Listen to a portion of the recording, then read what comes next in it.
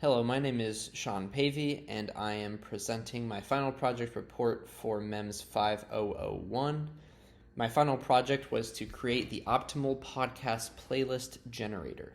I gave some background about why podcasts are important and what kinds of people use them, and I stated some significance of what a podcast playlist generator would be. I planned to approach this as a knapsack problem where I have a given amount of time that I need to fill as fully as possible with as much value as possible. I'm using the volume here to be the runtime of each of the shows, and the value to be the runtime of the show times the rating of that show. As far as implementation goes, I explained how this sort of generator could be integrated into existing applications, including potential crosstalk with Google Maps. In my progress report, I had only figured out how I wanted to approach the problem, and I had loaded data in from my phone that was ready to be used. So I'm now going to go through my code in order and explain how it works. So at first, I have pretty lengthy comments on what the rationale of this project is. You can read further if you would like. I then ask for user input, which includes the amount of time to fill, and then the time multiplier, which explains how important it is for you to fill your time versus how important it is for you to have quality content. I also ask for the number of optimization cycles. Increasing this increases the length of the program running, but it gives a better result. And then I also have this variable multiple penalty, which is a measure of how much you're penalized for having multiple episodes from the same show within the playlist.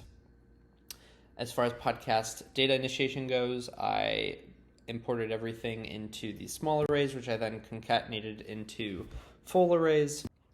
And then I run that data through genetic algorithm, the number of times equal to opt cycles. And so I get 10 of these best of generation plots while the code is running. And then as far as results go, you can see that my program worked quite well. On the bottom left, we have all of the shows that were chosen with the respective runtimes and ratings. And on the right, you can see the table with all of the initial values that we had and the runtime. You can see that the runtime for this was 447 minutes versus my available 450 minutes of free time. So quite a successful result, and this is repeatable. Here's my objective function. The entire first section takes care of temporarily dividing the ratings of each show based off of how many episodes from that show have been chosen in the current guess. This encourages more variety. At the bottom, you can see the cost function, and you can see that it's a function of the difference between the free time and the runtime, and also a function of the rating, or in this case, the temporary rating that has been divided, which is temp R.